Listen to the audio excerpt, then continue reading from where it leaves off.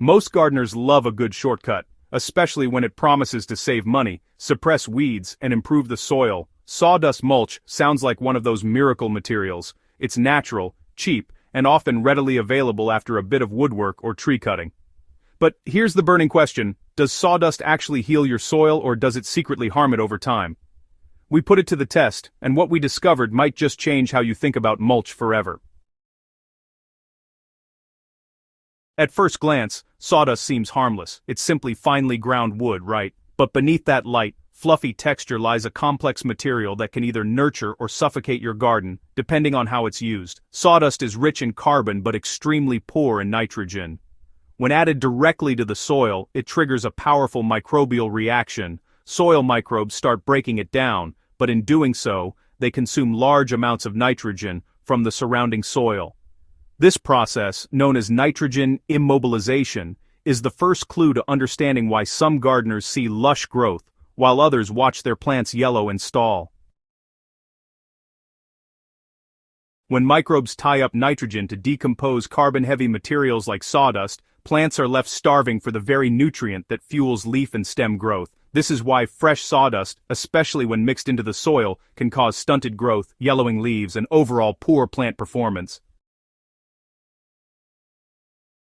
To separate myth from fact, we ran a test using 3 identical garden beds. One was mulched with raw sawdust, another with composted sawdust, and the third left bare as a control. Within weeks, the differences were clear. The bed with raw sawdust had slower plant growth and visible nitrogen deficiency. Young leaves were pale, and overall vigor dropped. Meanwhile, the composted sawdust bed showed dark green leaves and steady, healthy growth. Why the difference?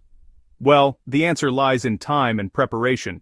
You see, fresh sawdust actively robs nitrogen, but aged or composted sawdust releases it slowly, becoming a gentle soil builder instead of, a thief. The transformation happens once the decomposition process stabilizes. Microbes finish breaking down the wood fibers and begin releasing nutrients back into the soil food web. Turning sawdust from a problem into a soil healer is absolutely possible if you treat it right before using it. The key really is balance. To convert sawdust from a nitrogen-hungry mulch into a soil-enhancing material, you need to feed it the nitrogen it lacks before spreading it. One proven formula, for instance, involves mixing 4 parts sawdust with 1 part fresh grass clippings or animal manure, then adding 1 tablespoon of urea, 4600, fertilizer per gallon of sawdust mixture. You'll want to moisten the blend with 1 gallon of water for every 5 gallons of mixture, just enough to make it damp but not soggy. Pile the mixture in a compost bin or heap and let it sit for 2 to 3 months, turning it weekly to aerate. During this time, microbes will break down the carbon, absorb the nitrogen you've added, and stabilize the sawdust. When it's ready, it will turn dark, crumbly, and earthy smelling. No longer raw wood but living humus ready to enrich your soil. Once composted, sawdust becomes a lightweight, slow-release mulch that locks in moisture, encourages worm activity, and slowly feeds your soil without drawing nutrients away from your plants. Using sawdust the right way around plants. If you don't have time to compost sawdust fully, you can still use it carefully as a mulch. Always keep a thin layer, no more than 1 to 2 inches thick, on top of the soil surface, and never dig it in. This allows moisture retention and weed control without deep nitrogen depletion. You can also sprinkle a bit of high nitrogen fertilizer like blood meal or diluted fish emulsion, 2 tablespoons per gallon of water, over the top after applying the sawdust. This small addition balances the carbon-heavy mulch, preventing nutrient lockup. Avoid using sawdust directly around young seedlings or nitrogen-loving crops like corn, lettuce, and leafy greens unless it has been pre-composted or enriched. Established perennials, fruit trees, and ornamental beds, however, can handle it better since their roots reach deeper into nutrient-rich soil layers. When used correctly, sawdust offers several long-term rewards that go beyond weed suppression. Over time, it improves soil texture by increasing organic matter and microbial life. It helps sandy soils retain moisture and adds fluffiness to compacted clay soils. Its gradual decomposition feeds beneficial fungi, especially mycorrhizal species that form symbiotic relationships with plant roots. Composted sawdust also helps balance soil pH over time, reducing acidity from chemical fertilizers and promoting steady microbial activity.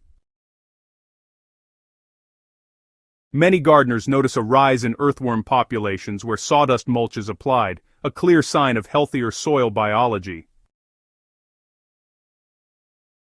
Moreover, sawdust acts as a natural moisture regulator. During hot, dry spells, it keeps roots cool and moist, reducing evaporation by up to 50%. In rainy conditions, it helps prevent soil compaction and erosion, especially in raised beds or sloped gardens. Common mistakes when using sawdust. Many gardeners make one critical mistake. They till raw sawdust into the soil, hoping it'll, loosen the texture. While it might seem logical, this actually triggers nitrogen starvation right where your plants need nutrients most. Another mistake is piling sawdust too thickly, which can unfortunately lead to fungal mats that repel water and slow decomposition. So, it's really important to avoid using sawdust from treated, painted, or glued wood. These can actually release harmful chemicals that disrupt soil microbes and may even poison plants. And if you're sourcing sawdust from a sawmill or workshop, always confirm it's from untreated natural wood. Lastly, resist the urge to refresh sawdust mulch too often. One application per season is plenty. Overmulching traps too much moisture and can lead to root rot, especially in poorly drained areas. The verdict: healer or harmful? After months of testing and close observation, the verdict is clear. Sawdust mulch can both heal and harm the soil. It all depends on how you use it. Fresh sawdust is a nutrient thief, but composted or nitrogen-balanced sawdust is a soil healer. It enriches organic matter, supports microbial diversity, improves moisture management, and encourages resilient root growth. If you take the time to balance its chemistry before applying, sawdust can become one of the most sustainable, cost-effective mulches available to home gardeners.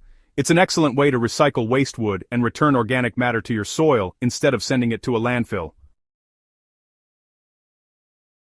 A final word to fellow gardeners. Gardening isn't just about what we plant, it's about understanding the living system beneath our feet. Sawdust mulch teaches an important lesson about patience and balance. When used thoughtfully, it transforms from a potential hazard into a quiet soil healer, creating fertile, living ground year after year.